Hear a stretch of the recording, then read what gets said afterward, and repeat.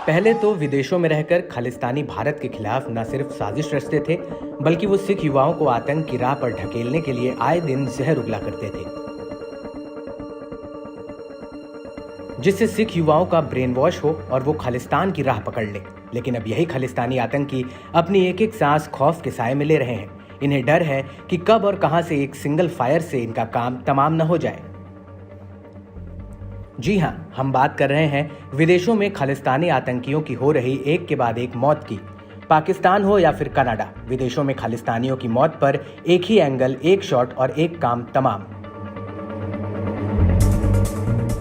हाल ही में कनाडा के British Columbia में खालिस्तान टाइगर फोर्स के मुखिया हरदीप सिंह निज्जर की किसी ने गोली मारकर हत्या कर दी।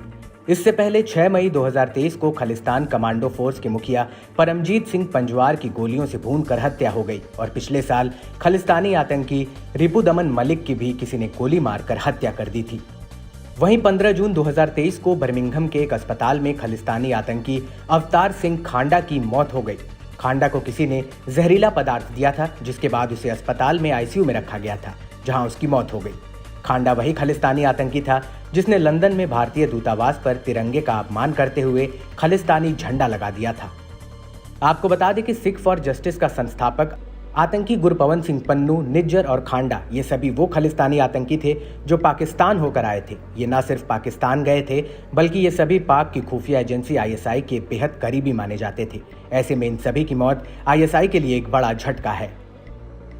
खालिस्तानी आतंकियों की लगातार हो रही हत्याओं के पीछे कौन है, इसको लेकर अभी भी एक बड़ा सस्पेंस बना हुआ है। लेकिन अब शक की सुई पाकिस्तान की खुफिया एजेंसी आईएसआई की तरफ जा रही है। इसकी वजह यह है कि आईएसआई अपने साथ काम करने वाले तमाम उन आतंकियों का सफाया कर देती है जो या तो पुराने हो जाते हैं या फिर वो किसी काम के लायक नहीं रहते।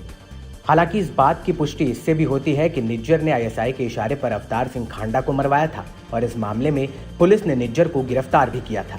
वहीं दूसरी तरफ भारतीय एजेंसियां निज्जर को भारत लाने की तैयारी कर रही थी और यहीं से ऐसा शक होता है कि आईएसआई को शायद डर था कि कहीं निज्जर भारतीय एजेंसियों के सामने उसकी राज ना उगल दे, इसलिए उसने निज्जर का भी काम तमाम करवा दिया।